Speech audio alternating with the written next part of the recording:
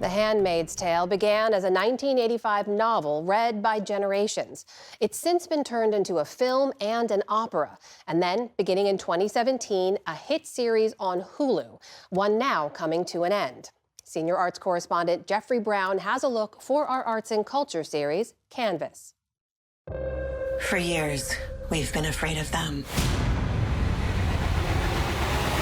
Now it's time for them to be afraid of us.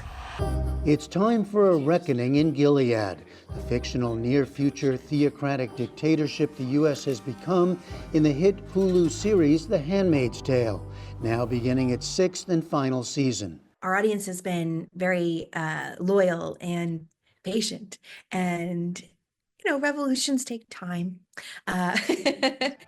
Shut your mouth. Be a good girl. Elizabeth Moss plays June Osborne, a handmaid, a category of women forced into sexual servitude as childbearers in a future in which most women are infertile. In season 1, viewers saw how she and most women have lost their freedoms, and in some cases had their children taken from them, as democracy was overthrown and the country came under the control of a religious patriarchy. In 2017, as the series was making its debut, Moss spoke to us about her character.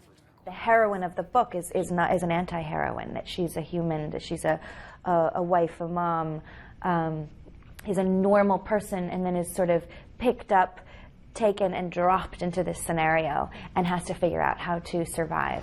We talked again recently as the series prepared to reach its end. 6 seasons later, she has done a lot of fighting, a lot of surviving.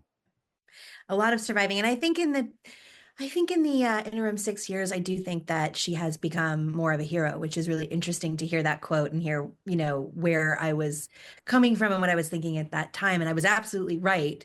And I think in the 6 seasons, very quickly, probably in that first season, she definitely became not a normal person, and she became a heroine. And I think that, but I also think that she became the heroine in the way that you or I would have to in those circumstances. The series is based on the classic 1985 novel by Margaret Atwood, who mixed elements of past totalitarian systems with strains of American life to write what she calls speculative fiction. In 2019, as she was releasing her sequel, The Testaments, she defined that to us. The series, as well as the book, and as well as the Testaments, follow one axiom, and that is you can't put anything in that doesn't have a precedent. After season 1 of the series, the tale ventured well beyond the original book, creating new plot twists, giving other characters larger roles and their own backstories. God has a plan for me, and I cannot hide from his plan anymore. One of those, Serena Joy, wife of one of Gilead's leaders. When we first meet her, she's seemingly a true believer in its system, even as other women suffer. It really has been a place where I've never really died a creative death, because it is so tricky and difficult, and she's such an interesting character to play. I know what people think of the things that I've done. What do you think of the things you've done? Yvonne Strahovski plays Serena Joy, one of the most complex characters in the series, who comes to see the system for what it is, but whose actions raise issues of response and complicity. She sees it, and then she goes right back into her ways, and then she sees it again, and then she goes right back into it. And it's so complex and nuanced, the writing. It's been 6 seasons, but with production time, the pandemic, and the writers and actors strikes, the series actually unspooled over 9 years. Elizabeth Moss, who many got to know for her role on Mad Men, has been involved throughout as executive producer and as an occasional director, as well as the lead. Luke is in jail.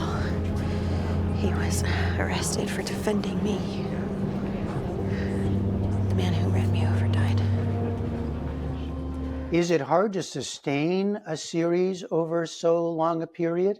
Is it hard to sustain a character? It's why I love television. I was thinking about this the other day. There's something that happens in season 6 that you don't get to do, and you don't get any impact from if you don't have 6 or 5 seasons of story to look back on.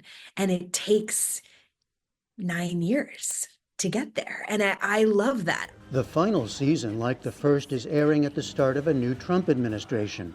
For many, its themes have spoken to ongoing battles over women's rights.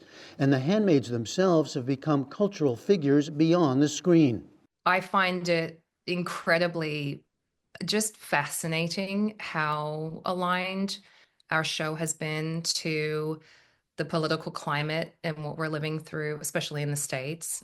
It's sort of almost like a psychic alignment of art imitating life and vice versa. You know, sometimes shows go through something where they're, oh, now it feels like people are drawing parallels, but I've never had a moment where this show hasn't been relevant. You did that interview with us 7 years ago, and here we are, you know, it's still, we're having the same conversation. Blessed be the fruit.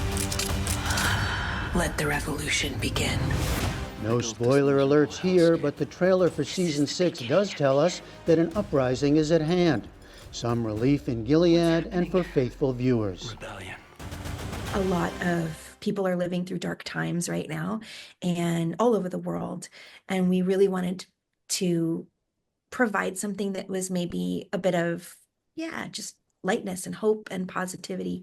That's not to say, of course, we're still The Handmaid's Tale. There's still darkness. We can't walk away from that. It wouldn't be an honest show or an honest story. But we did try to give some light at the end of the tunnel. And for you personally, given these various roles you've played in the series, does it feel like the right time to bring it to an end? I would never end it if I had the choice.